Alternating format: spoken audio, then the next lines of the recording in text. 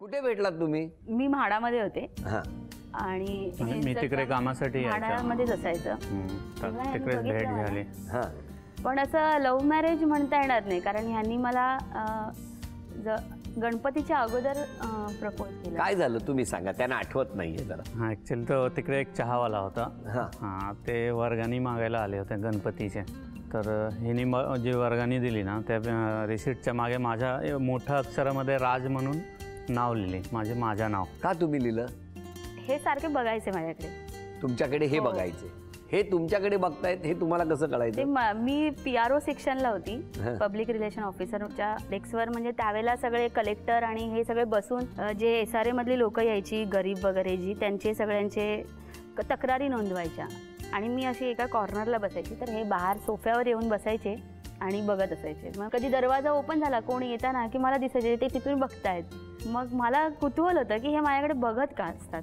बरोबर आहे, प्रश्नच नाही. मग आता ह्यांच्याशी हे कुतूहल खोलायचं कसं, म्हणून मी ह्यांनी दिलेल्या दिवाळी गणपतीच्या रिसीट वर्गणीवरती त्याच्या मागे मोठ्या अक्षरात मी राज लिहिलं, की जेणेकरून ते विचारतील की हे कोणी लिहिलं. आणि तसं विचारलं. काय झालं पुढे? मग चहावाल्याला सांगितलं एक काम करतो, त्याचा नंबर घेऊन ये. मग त्यांनी नंबर आणला. मध्यस्थी चहावाला होता तुमचा? हा. मग तेव्हापासून आमचं बोलणं चालू झालं. पण तुम्हाला अंदाज आला होता की कधीतरी होकार येईल असं? नाही, असा अंदाज नव्हता, पण मी बोललं चल ठीक आहे, ट्राय करूया. आली तर आली, नाही तर नाही तर आहेच. बांद्राच्या वरती ट्रेन मिळते ना. ठरवून ठेवलेलं त्यांनी, आली तर आली, नाही तर ट्रेन पकडून गावी गेली. पण मला सांगा काय झालं मग, कसं काय प्रपोज कोणी केलं, काय केलं? ह्यानेच केलं. हा. कुठे?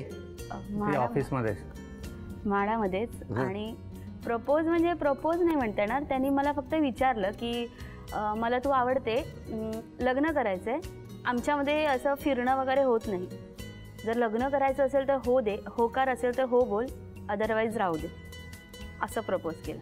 वा. मग मी आधीवरला संभ्रमात पडले आहे, काय उत्तर द्यायचं. आणि हे दुसऱ्या दिवशी गावाला निघून गेले.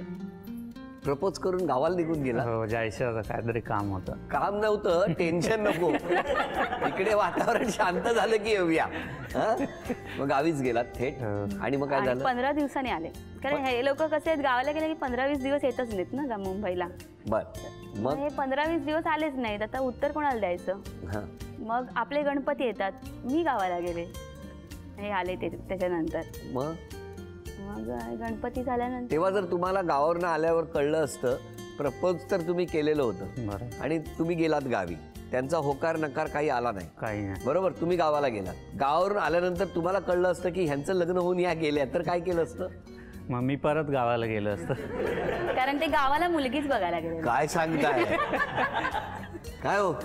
हो, इकडे प्रपोज करून तिकडे मुलगी बघायला बरे गेले. कारण आईला कसं सांगणार ना, आईला घाबरतात ना ते. आईला कसं सांगणार की नाही मुलगी, त्यांचं अगोदरच ठरलेलं मुलगी बघण्यात. त्यानंतर किती वर्ष असं होतं की घरी माहीत नाही? ॲक्च्युली आमचं रिलेशन झालं लास्ट इयरला, म्हणजे 1-2 महिने असतील कॉलेज संपायला. त्यावेळेला म्हणजे आम्हाला असं एकमेकांबद्दल अट्रॅक्शन थोडं वाटायला लागलं. पण मी ह्यांना आधीच सांगे, म्हणजे आम्ही मग एक दिवस भेटलो, मी त्यांना म्हटलं बघा मला मंगळ आहे आणि मी म्हणजे ह्या सगळ्या पत्रिका वगैरे बघता? मी म्हणजे मला विश्वास आहे, कारण मी ब्राह्मण असल्यामुळे आमच्या घरात ते सगळं होतं, त्याच्यामुळे मला खूप विश्वास. म्हणजे माझं काय होतं की माझ्यामुळे कुठल्याही दोन्ही कुटुंबामध्ये कोणालाही हानी होऊ नये, कोणाचं काही. कारण असं म्हणतात ना मंगळाशी दुसरं काही लग्न झालं तर. म्हणून मग मी ह्यांना म्हटलं जर गुरुजींनी सांगितलं की कोणालाही हानी नाही आहे आणि पुढे तुम्ही तुमचा संसार व्यवस्थित करू शकता तरच आपण पुढे जायचं, नाहीतर इथेच आपण स्टॉप करायचं. म्हणजे काहीच नव्हतं. आम्ही जेव्हा हे करायच्या आधी मी ह्यांना सांगितलं असं. मग माझे तो महेश साठम त्याचे काका आहेत, ते पत्रिका बघतात. मग आम्ही दोघांनी पत्रिका दाखवली. काकांना मॅनेज केलं म्हणजे काकांना मॅनेज केलं नाही, म्हणजे त्यांना आम्ही दाखवली आणि त्यांना फॅक्ट सांगितली. मी त्यांना ते म्हणाले तुमच्या म्हणजे कोणाची हानी, अशी जीवाची हानी वगैरे काय होणार नाही, पण तुम्हाला खूप स्ट्रगलिंग लाईफ आहे लग्न झाल्यावरती. मी म्हटलं मी मग तेच स्वीकारलं, कारण मला असं चॅलेंज स्वीकारायला आवडायचं. आता हे तुम्ही दोघांनी आपापसात केलेलं होतं, पण मग घरी कळल्यावर काय? पण घरी कळलं तर म्हणजे घरी जेव्हा लग्नाच्या गोष्टी चालू झाल्या तेव्हा मग मी माझ्या वडिलांना सांगितलं असे असे आहेत, तर तुम्ही एकदा आपण जाऊया का बघायला, तुम्हाला आवडलं तर आपण पुढे जाऊया, नाहीतर मग आपण बघू काय करायचं ते. मग वडील म्हणाले ठीक आहे. मग असं आम्ही गेलो, म्हणजे माझे आई वडील आणि मोठे भाऊजी आहेत जे कमलेश दीक्षित, ते आम्ही असं ह्यांच्या घरी गेलो. कंटिन्यू. माझ्या घरी आले, येऊन मग नंतर ते लोक सगळे बोलणं वगैरे सगळं झालं. मग नंतर किती काय झालं तरी लोकांची संस्कृती वेगळी असतं. ते ब्राह्मण लोक, आम्ही साऊथ इंडियन लोक, आम्ही मच्छी मटण खातो. ते लोक कधी आयुष्यात कधी बघितलं नाही ते सगळं. तर ते काय नाही झालं, म्हणजे थोडं मीटिंग होतं ते बरोबर नाही झालं. म्हणजे ते स्टॉप झालं. मग आम्ही तेव्हा बस स्टॉपवर गेलो संध्याकाळी. मी म्हटलं ठीक आहे, तुमची कोणाचीच इच्छा नाही आमचं लग्न व्हायचं, पण आम्हाला दोघांना बोलायचं आहे. म्हणून मग आम्ही तिथे 204चा बस स्टॉप होता तिथे 204 गोरेगाव पोलीस स्टेशनच्या तिथे 204 नंबरचा बस स्टॉप होता. तिथे आम्ही बोलायला गेलो.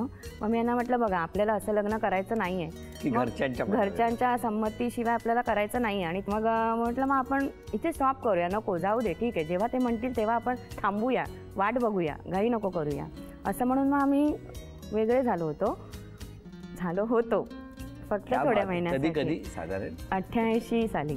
एकमेकांशी बोलायचं नाही असं त्या बोलायचं 204 नंबर मध्ये म्हणजे स्टॉपवर ठरवलं. म्हणजे आता इथून आपण एकमेकांना भेटायचं नाही, आणि फोनची सुविधा नव्हतीच, त्याच्यामुळे फोन करण्याचा प्रश्नच नव्हता. तर हे म्हणजे एकदम देवदास झाले होते. काय झालं? काय नाही, असं वाटलेलं की ही झाली असती तर पुढे आपलं आयुष्य एकदम हे असतं. आणि मग नंतर एकदा असंच मी असं दहिसर स्टेशनमध्ये गेलेलो, तेव्हा अचानक ही मला दिसली तर मी किती दिवसांनी? 1 वर्ष झाली. 1 वर्ष एकमेकांना भेटलोच नाही, बोललो सुद्धा नाही. टेन्शन, तणाव. मग तर मग ह्यांनी मला सांगितलं, हे बघ, आजचा शेवटचा दिवस आहे, हे दोघंही तयार नाही आहेत, आपण खूप प्रयत्न केला, सगळ्यांना सांगितलं, पण नाही आता घरी. जर तुला माझ्याशी लग्न करायचं असेल तर तुला माझ्याबरोबर आजच यायला लागेल, आणि जर तू नाही आलीस माझ्याबरोबर आज तर मग विसर, मग तू विचार कर काय करायचं ते. मग फायनल करायला लागतो ना, काही गोष्ट फायनल आज आहे तर आहे, नंतर काय आपण ठीक आहे. म्हणजे मी अशी विधा मनस्थितीत होते माझं पण, म्हणजे हृदयाचे ठोके ह्यांचे होते आणि मन माहेरी वळत होतं. तरी पण अशा ह्याच्यामध्ये सुद्धा मग मी विचार केला, बरं ठीक आहे, मी येते तुमच्याबरोबर. कुठे केलं लग्न?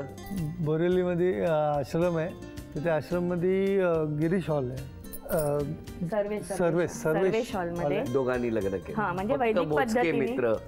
हो, मोजके मित्र. म्हणजे तेव्हा तुमच्या घरी कळल्यावर काय झालं? कळवलं तिकडनं, म्हणजे तिकडनं फोन करून कळवलं की आमचं सगळं झालंय, आता आम्ही डायरेक्ट घरी येतो. घरी गेल्यानंतर सगळ्यांनी जे स्वागत करायचं होतं ते व्यवस्थित स्वागत. तेव्हा मी जेव्हा घरी गेले तेव्हा माझ्या सासूबाईंनी सासऱ्यांनी माझं सगळं अगदी व्यवस्थित कधी स्वीकारलं नाही. स्वीकार दुसऱ्या दिवशी सकाळी आम्ही लगेच गेलो म्हणजे माहेरी. हो, मी म्हटलं मी जाणार, आणि त्यावेळेला माझ्याकडे काही कपडे नव्हते. कसं झालं स्वागत?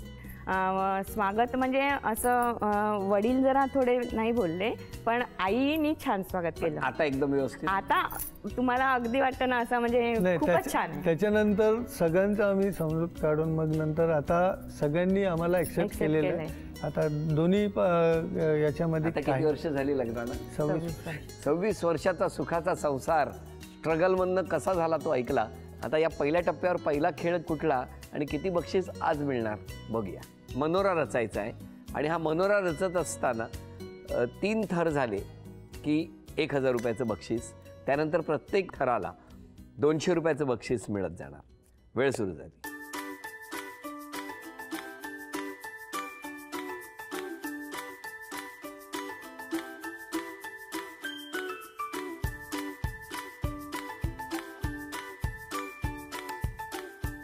चला, अभिनंदन.